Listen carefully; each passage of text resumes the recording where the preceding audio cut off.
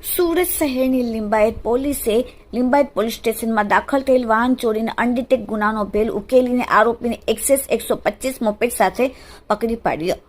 સુરત શહેરના લિંબાયત પોલીસ સ્ટેશનના ડી સ્ટાફના માણસો જ્યારે અલગ અલગ ટીમો બનાવીને મિલકત સંબંધી ગુનાઓના આરોપીને પકડી પાડવા વર્કઆઉટ કરી રહી હતી, તે દરમિયાન પોલીસ સ્ટેશન સર્વેલન્સ સ્ટાફના ફરજ બજાવતા એએસઆઈ અંકિતભાઈ દાનાભાઈ અને ઓપેકો ચેતનકુમારને પોતાની ખાનગી અને વિશ્વાસુ બાતમીના આધારે તેમજ હ્યુમન સોર્સિસ અને ટેકનિકલ વર્કઆઉટ કરીને બાતમીના આધારે લિંબાયત પોલીસ સ્ટેશનમાં દાખલ થયેલ વાહન ચોરીના અનડિટેક ગુનાઓનો ભેદ ઉકેલીને આરોપી નીતિન ઉર્ફે નિત્યા સાહેબરાવ ભદોના ધંધો મજૂરી કામનો અને રહેવાસી લિંબાયત શિવાજીનગર વાળાને પોલીસે ઝડપીને કાયદેસરની કાર્યવાહી કરી। પોલીસે તેમની પાસેથી સુઝુકી કંપનીની એક્સેસ 125 વ્હીકલ નંબર GJ05EY4107 રૂપિયા 50,000ની ઝડપીને કાયદેસરની કાર્યવાહી કરી।